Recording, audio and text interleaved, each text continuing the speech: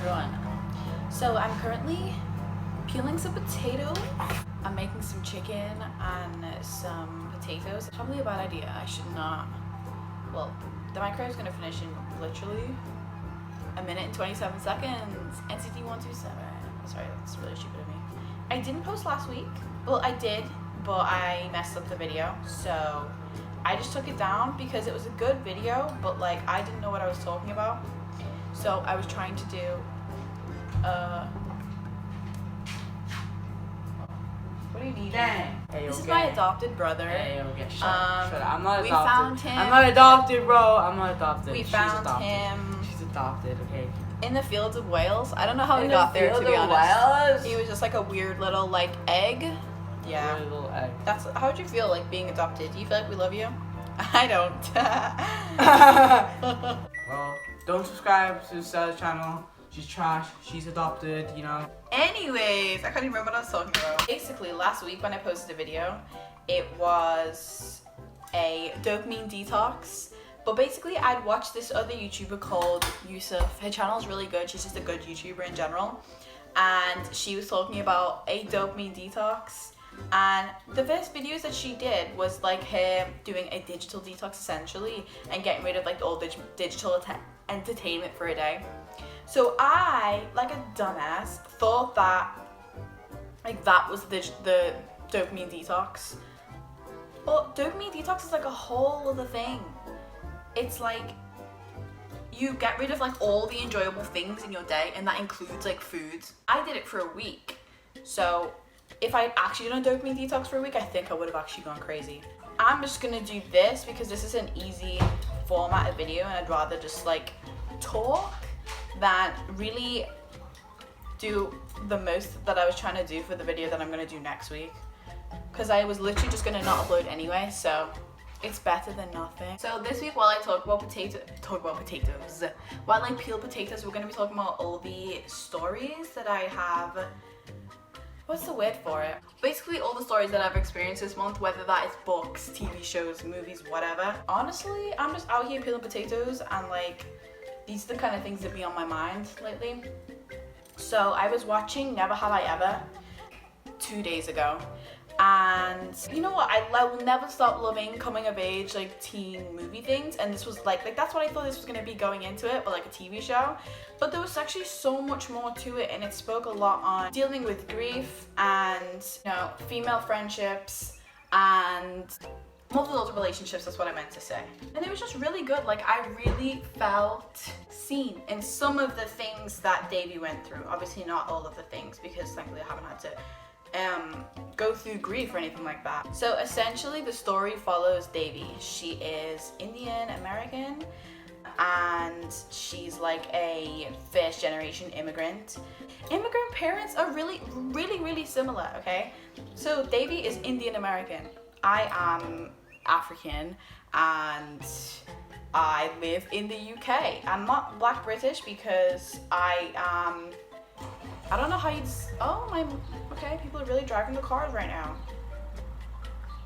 I'm not Black British because I think to be Black British you have to have been like a couple generations in here, but I'm like first generation in the sense that like my parents came here from Rwanda, and then I'm here, their children. I don't know what you'd call that, but immigrant parents really just do be the same. Like, I don't know how, but I think it is that shared struggle of, you know, having to do so much to get here and to be in a good place, a safe place, that, you know, there are certain struggles that they all have to deal with, and that they're all going to be wanting the best for their kids, kind of thing. So that was interesting, and I really identified with the mother-daughter relationship, like to the point where, so I started watching this like 2 days ago in the evening, so like at like midnight, and I binge watched it all the way through till like 4 a.m.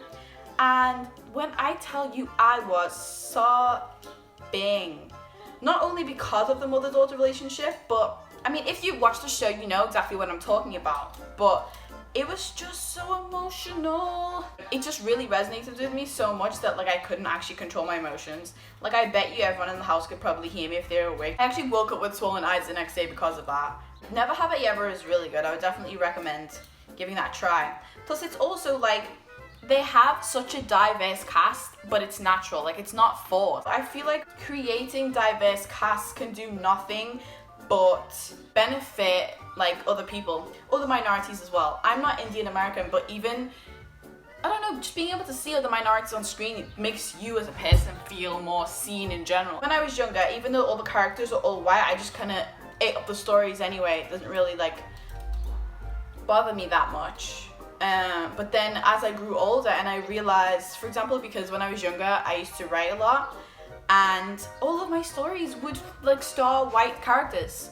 There would never be black main characters, and I am black, you know what I mean? Like it really fucks you up, it really does.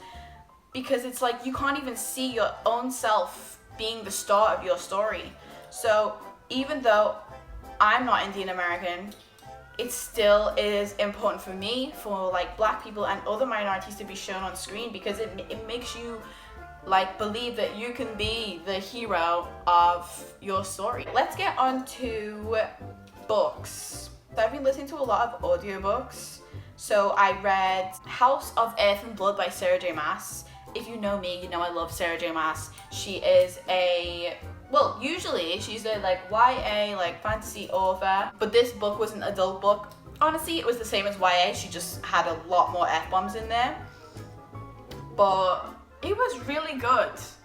Like, I don't know how to even describe the storyline, because it's like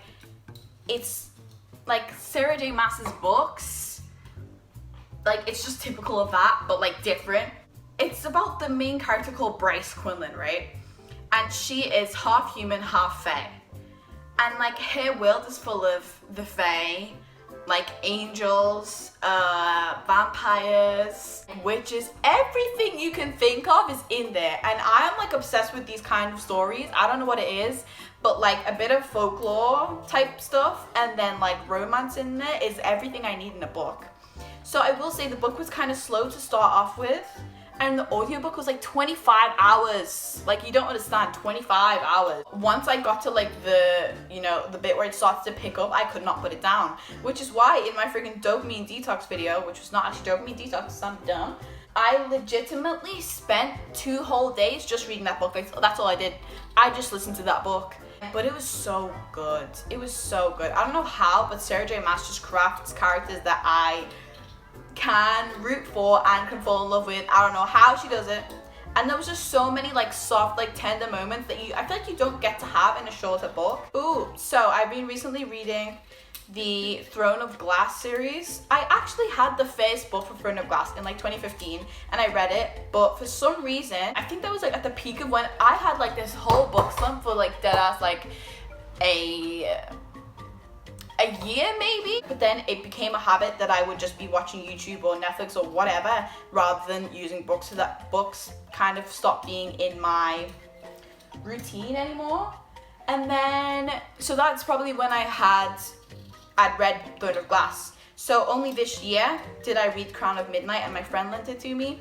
And then I ordered Heir of Fire, and like I'm just being extra because I love books, but like I only spent £5 and I got Heir of Fire as a hardcover. Like, it's so beautiful, you don't understand. The story. Like, I don't know how Sarah J Maas does it.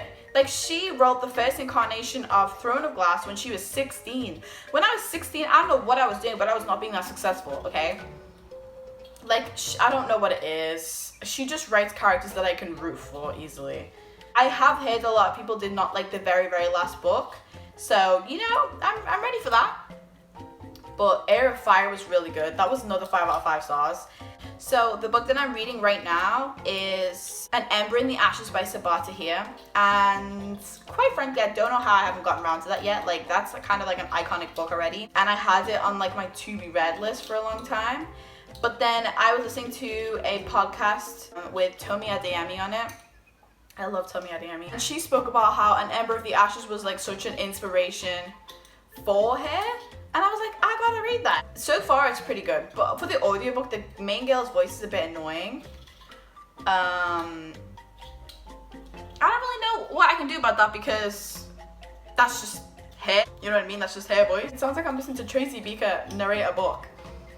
but like it's okay. It sounds like I consume a lot of fiction books, and that is true, but honestly a lot of the books that I've been reading recently, just because it's kind of easier on my head, has been non-fiction. So I recently bought Women Who Run with the Wolves. I bought a book called A Return to Love, which was recommended by Hitomi Mochizuki, who is just like a bright like star in this world, and she just has such good energy. I'll link her channel down below because I just love her, and I feel like you should just experience her energy once if you can. This is like such a hikey random video because I didn't plan anything. I didn't want to not upload anything. But what can I do? So I'm currently cooking dinner, but I'm highly unqualified for this. Do not know what I'm doing. However, I am sure that I am bound for success. Honestly, I'm really sorry about this.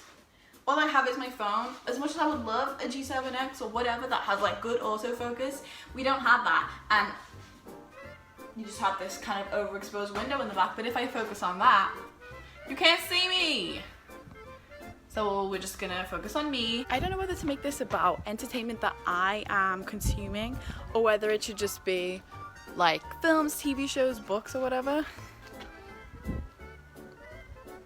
But I don't know, because if I talk about anything else, I'm gonna start talking about K-pop, and I don't think you guys want me to do that because I've spoken about K-pop in like literally every single video.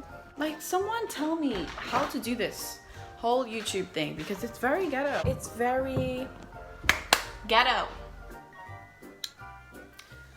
I used to take my glasses off when I was filming, but now if there's not a glare, like, why should I pretend that I'm not blind, you know?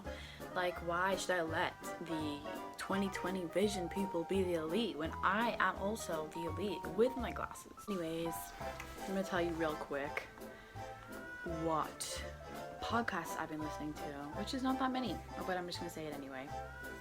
So the main podcast that I've been listening to is 88 Cups of Tea, which is really good if you're a writer or just a creative in general. Just really inspiring, just good content. I don't know how you describe it. And then Talk Nasty to Me from Nicole Raffi, the Queen, Nikki Nasty.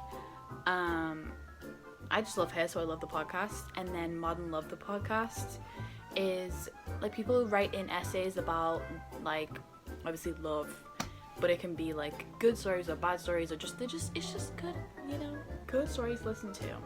So I'm gonna talk about these things fast because my pizza, not my pizza, why am I saying pizza? My chicken may burn. And people keep coming into the kitchen and bugging me when I cook, and I don't like cooking with people there, honestly. It stresses me out, like, just go away. So, songs that I have been listening to. Honestly, completely random. I'm just gonna go through my liked songs. It's a lot of different ones. Okay, so we'll start with Rina Sawayama, Love Me For Me. I'm out of breath because I'm running up the stairs. So Rina Sawayama, Love Me For Me. Ben by Ari Lennox. Super Lonely by, I don't know if you say Benny. New Light by John Mayer. And the whole of NCT Dream's new album. But my favorite songs would be like Love Again. I mean, it's kind of all of them. Love Again. Okay, Love Again and 7 Days are my favorite. And then Saturday by Toby Lowe. That's just a few. These aren't necessarily new to my playlist, but this is just what I've been listening to a lot. Yeah, I'm in a rush because, as I said, my chicken may burn, so I'm gonna have to leave. If you enjoyed this video, make sure to give it a thumbs up and subscribe. Maybe I'll do a cooking video one time if I don't burn my food.